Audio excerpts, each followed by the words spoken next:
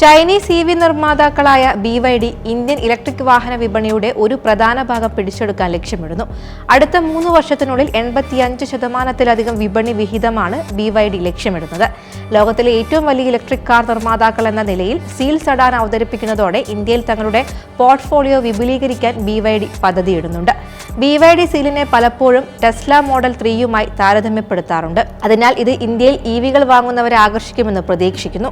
പ്രത്യേകിച്ചും EV sedan സെഗ്മെന്റിൽ നിലവിൽ കുറച്ച് ഓപ്ഷനുകൾ ഉള്ളതിനാൽ BYD സീൽ സെഡാൻ പുറത്തിറക്കിയതിനു ശേഷം ഇന്ത്യൻ വിപണിക്ക് അനുയോജ്യമായ 3 ഇറക്കുമതി ചെയ്ത മോഡലുകൾ കൂടി അവതരിപ്പിക്കാൻ BYD ഉദ്ദേശിക്കുന്നു.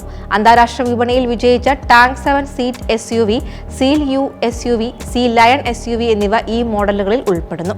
സീൽ സെഡാൻ അടുത്തിടെ ഇന്ത്യയിൽ അവതരിപ്പിച്ചത് 41 ലക്ഷം രൂപ പ്രാരംഭ വിലയിലാണ്. പുതുതായി എത്തിയ BYD സീലിന് പുറമെ നിർമ്മാതാവ് നിലവിൽ BYD Atto 3, BYD E6 എന്നിവ ഇന്ത്യയിൽ വിൽക്കുന്നു. BYD അതിന്റെ മോഡലുകൾ ഇന്ത്യയിൽ പ്രാദേശികമായി അസംബിൾ ചെയ്യുന്നതും പരിഗണിക്കുന്നുണ്ട്.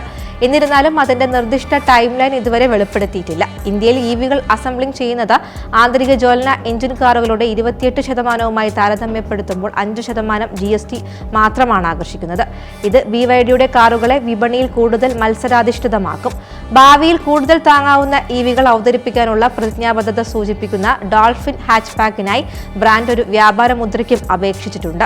BYD ഇന്ത്യയെ അതിന്റെ ആഗോള അഭിലാഷങ്ങൾക്കുള്ള ഒരു നിർണായക വിപണിയായി കാണുന്നു. ജപ്പാനെ പോലും മറികടന്ന് മേഖലയിലെ ഏറ്റവും വലിയ വിപണിയായി ഇതിനെ മാറ്റാൻ ലക്ഷ്യമിടുന്നു. തായ്ലൻഡിലും ഹംഗറിയിലും പുതിയ പ്ലാന്റുകൾ ഉള്ളതിനാൽ BYD ഇന്ത്യയിലും ഒരു പ്ലാന്റ് സ്ഥാപിക്കാൻ ശ്രമിച്ചേക്കാമെന്ന് റിപ്പോർട്ടുകൾ പറയുന്നു.